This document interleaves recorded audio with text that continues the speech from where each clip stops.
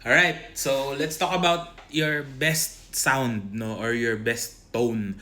Paano ba makuha yung pinakamagandang tunog using your own instrument and using your own bow, no? Kahit mumurahin yung bow, kahit mumurahin yung violin, mapapalabas nyo pa rin yung sound na yan as long as you do these things, no? So, medyo generalized lang because again, iba-iba pa rin tayo ng technique. But what are the things that you need to look for and what is it that you need to do in order to get that good tone? Okay? So sabi nga nila, in order for you to get the loudest sound possible, it's almost at the end or almost at the breaking point. Ayan.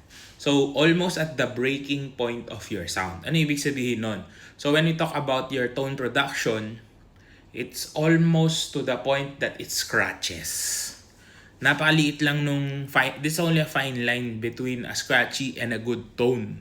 So kapag takot tayo sa scratchy sound, mahihirapan tayo magpalabas ng magandang tunog.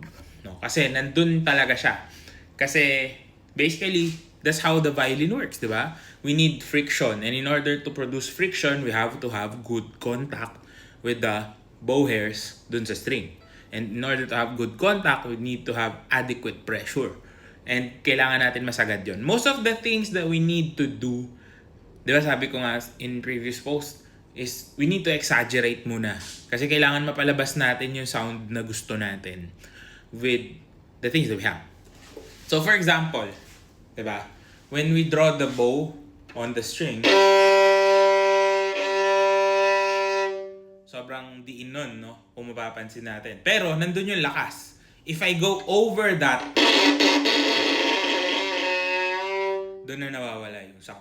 So, isipin nyo, if you just look at me playing, this is the loudest I could go. And this is the limit. Kahit at the limit or at the breaking point, gumaganda pa rin yung tunog dahil nakukuha natin yung timpla. So, ibig sabihin, nandun siya. Huwag nyo katakutan. No? At first, you will sound really, really scratchy. At first, you will sound so bad. Pero that's a better sound than not sounding at all. No? Yung iba kasi, dahil natatakot na sila dito, they end up playing like this. Yes, may tunog, yes, may sound, pero alam mo na may kulang pa, 'di ba? Ibig sabihin you could still get more from your instrument. Kaya yung iba nag-upgrade agad kasi ay hindi kaya ng violin ko tumunog ng maganda. Pero that's not the case. It's because you're too afraid to break. Sabi ko even sa strokes, no? In order to gain a good sound, again, friction requires motion. Kailangan gumalaw ka. Kailangan ma-reach mo yung dulo. Diba? Yung iba natatakot, baka po tumama sa bakal, baka po malaglag yung bow. No? Pag tayo natakot na ganun, if you create that fear, nagiging super careful tayo, nagiging super conscious tayo. Yung ending, lumiliit yung usage natin ng bow. So instead of using the full bow to create a good sound, anong nangyayari? Ganito lang. Hanggang doon lang yung nagagamit. No? So again, we're just playing with the open strings here. Pero naririnig natin yung difference when we apply enough, just enough, to almost the breaking point. No?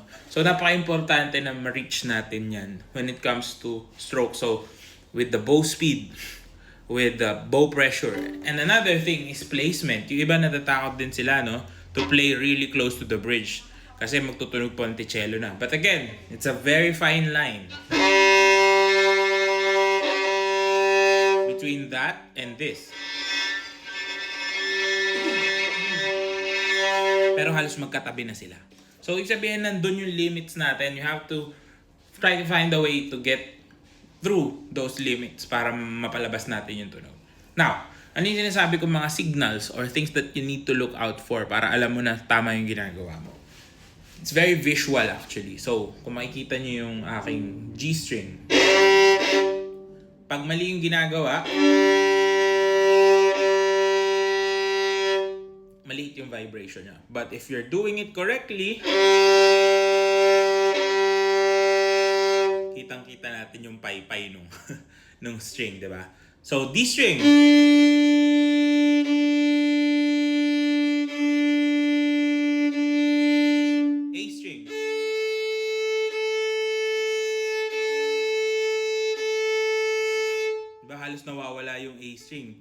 And also kahit maliit yung E string natin pag tama.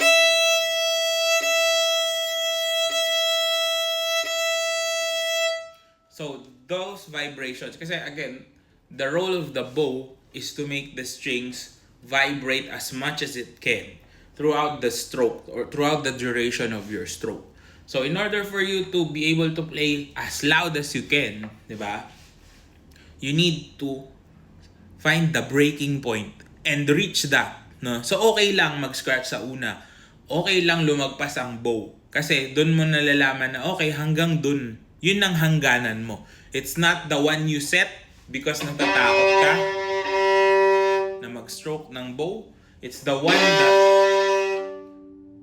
lets you finish the whole thing. Yun yung dapat nating nare-reach, no? In order for us to be able to play good. So, magugulat ka sa kayang i-produce ng instrument mo kahit mumurahin yan. No? Kasi iba na ano na agad na, ay wala na, hanggang dito na lang yung sound. But, if you do it properly, you'll gain a little bit more. No? Napaka-importante. Even though you're using this much, no? Kahit kulang ka lang ng ganyan, malaking bagay na yon. Kahit kulang ka ng konting pressure, kahit kulang ka ng konting movement towards the bridge, if those things don't work or hindi mo siya na-achieve, you still lack something. Meron ka pang ibibigay, meron ka pang pwedeng gawin para gumanda yung tunog mo. So again, the best sound that you can produce is at the limit. It's at the breaking point. It's the point wherein it would sound bad. So take that risk, because if you don't, you will always be in a lower level when it comes to your tone, no? Or your sound, or your volume, na hindi mo ma-reach, no? Always try to reach 100%. Kahit hindi natin talaga kayang i-reach yung perfection na yun. Always strive to do your best. Always strive to reach the ends of whatever you're trying to do. And that will help you develop your skill, develop a good tone, and a loud one. Kasi tandaan nyo, madali magpahina. Kasi madali magbawas. But if you can't give enough, if you can't give 100, kung hanggang 90 lang yung kaya mong ibigay, hanggang dun lang yun. So, try to reach over 100, and now, ikaw na yung magbabawas. Ikaw na yung magtitimpla. Kasi pag di mo yun na-reach, hanggang dun lang. So, don't set yourself up. Don't limit yourself to the things that you can do. Maybe in life also, this is a good lesson, diba? So, yan. Sana nakatulong to. Comment down below kung may mga questions tayo. I'll see you on the next one, and good luck sa inyo.